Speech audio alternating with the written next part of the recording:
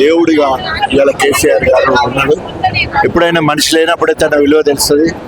4 సంవత్సరాలు 4 శతాబ్దాల పాటు ఉద్యమం చేసి ఆడ తెలంగాణ రాష్ట్ర సాధన కోసం, అదేవిధంగా తెలంగాణ వచ్చినాక 10 ఏళ్ళు అంతకుముందు అనేక సార్లు ఆయన జీవితం మొత్తం కూడా తెలంగాణ కోసం అన్నట్టు ఆయన అనేక కార్యక్రమాలు చేసి తెలంగాణ సాధించి భారతదేశంలో నెంబర్ 1 రాష్ట్రంగా తెలంగాణ తీర్చిదిద్ది ఆయన చేసిన అన్ని అభివృద్ధి సంక్షేమ కార్యక్రమాలు ఏవైతే ఉన్నాయో దేశానికే ఆదర్శంగా ఒక మిషన్ కాకతీయ అన్ని చెర్లు బాగు చేయడం, సాచురేషన్ మోడ్లో మిషన్ భగీరథ అన్ని ఊర్లకు అన్ని ఇళ్లకు నీళ్ళిచ్చే కార్యక్రమం, రైతు బీమా అందరూ రైతులు చనిపోతే ప్రతి రైతుకు 5 లక్షలు వచ్చాయి, రైతు రుణమాఫీ ₹1,00,000 వరకు, అదేవిధంగా రైతు బంధు 70 లక్షల మంది రైతులకు అందరికీ, ఈ రైతు పెద్ద రైతు చిన్న రైతు లేకుండా అందరికీ చేసే కార్యక్రమం.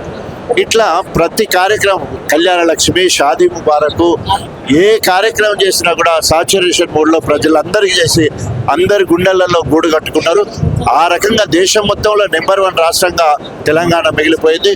3 కోట్ల మెట్రిక్ టన్నుల ధాన్యాన్ని పండించి పంజాబ్ను హర్యానాను మించిపోయే స్థాయిగా ఇక్కడ ఇరిగేషన్ ప్రాజెక్టులను పెంచడం. ఓ పక్క కాళేశ్వరము, ఓ పక్క పాలమూరు రంగారెడ్డి, దేవాదుల సీతారామ ప్రాజెక్టు, పునర్జీవం, ఇది ఎస్ఆర్ఎస్పి పునర్జీవం, ఇట్లా అనేక రకాలుగా ఇరిగేషన్ ప్రాజెక్టులను తీసుకొచ్చి రైతులకు అండదండలుగా ఉండి అనేక రకాల అభివృద్ధి కార్యక్రమాలు చేయడం జరిగింది.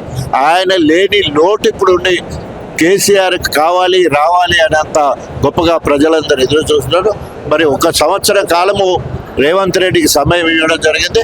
రేపు 19వ తారీఖు నాడు కార్యవర్గ సమావేశంలోకి వచ్చి మరి బీఆర్ఎస్ శ్రేణులకు దిశ నిర్దేశించే కార్యక్రమం చేపడుతున్నారు.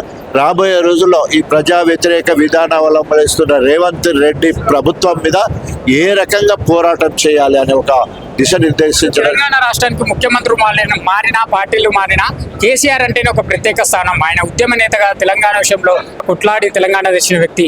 ఇప్పటికీ దాదాపు ప్రభుత్వం ఏర్పడి 1 ఏడాది గడుస్తుంది. ఇంకా ఎందుకు ప్రజల్లోకి అసెంబ్లీకి రాలేదు? ఎందుకంటే ఇప్పుడు ఉన్న రేవంత్ రెడ్డి అట్టర్ ఫ్లాప్, ఆయన సాధించింది 0. అప్పులు మాత్రము 1,40,000 అప్పులు తీసుకొచ్చి రేవంత్ రెడ్డి మార్క్గా ఏమన్నా చేసిందంటే ఏ ఒక్క కార్యక్రమం కూడా ఇప్పటివరకు చేయని పరిస్థితి.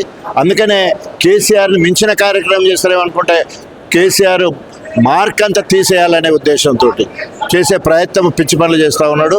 కేసీఆర్ గారు లేకుండా ఏది కూడా తెలంగాణ లేదు. సో కాబట్టి ఆయన ఎన్ని వెర్రి చేష్టలు చేసినా కూడా ప్రజల గుండెలో గూడు కట్టుకున్నాడు కేసీఆర్. రేపు ఎప్పుడు ఎలక్షన్లు జనరల్ ఎలక్షన్స్ వచ్చినా కూడా కేసీఆర్ గారు మళ్ళీ ముఖ్యమంత్రి అవుతారు. జరుగుతున్న 3 ఎమ్మెల్సీ ఎన్నికల విషయంలో అయితే బీఆర్ఎస్ పోటీ చేయకపోవడానికి ఎట్లా చూడాలి సార్? ఒకవైపు బీజేపీ వాళ్ళు కాంగ్రెస్ మద్దతు ఇస్తుంది బీఆర్ఎస్ అని అంటుంటారు, ఇక్కడ కాంగ్రెస్ వాళ్ళేమో బీజేపీ మద్దతు ఇస్తున్నట్టు ఎట్లా చూడాలి? మామూలుగా ఎప్పుడైనా కూడా ఈ ఉపాధ్యాయులకు సంబంధించిన ఎమ్మెల్సీ కానీ గ్రాడ్యుయేట్ సంబంధించిన ఎన్నికలు రాజకీయ పార్టీలు ఖచ్చితంగా జరుగుతాయి. పార్టీ గుర్తుండదు. సో ఆయా సంఘాలు ఉంటాయి అక్కడ, ఆ సంఘాలకు సంబంధించిన వాళ్ళే అభ్యర్థులు నిలబడతారు. వారు గెలిచిన తర్వాత అటు బీజేపీనా, ఇటు కాంగ్రెసా, ఇటు బీఆర్ఎస్ఆ, ఎవరు మంచుకుంటే తెలంగాణ అస్తిత్వం కోసం, తెలంగాణ ఆత్మగౌరవం కోసం, తెలంగాణ ఉనికి కోసం ఏ పార్టీ గొప్పగా పనిచేస్తుందో వాళ్ళకు మద్దతుగా ఉండేటానికి అవకాశం ఉంటుంది. ఆ దిశగా రేపు రాబోయే రోజుల్లో మాకు సహకారంగా ఉంటారని చెప్పేసి నేను పార్టీ ఫిరాయింపుల విషయంలో కూడా ఉప ఎన్నికలు జరిగే అవకాశం తప్పకుండా రేపు ఇప్పటి 4 రాష్ట్రాల్లో ఇప్పటికే సుప్రీంకోర్టు తీర్పు ఇచ్చున్నది. సో ఎప్పుడైనా కూడా ఎర్లియర్ ఇచ్చిన తీర్పులను ఉటకాయిస్తూనే మళ్ళా తీర్పు ఇచ్చే అవకాశం ఉంటుంది. తప్పకుండా కాస్త ఆలస్యమైనా కూడా తప్పకుండా ఎక్కడెక్కడైతే పార్టీ ఫిరాయింపులలో తప్పకుండా ఉప ఎన్నికలు ఎన్నుకోవాల్సి ఉంటుంది.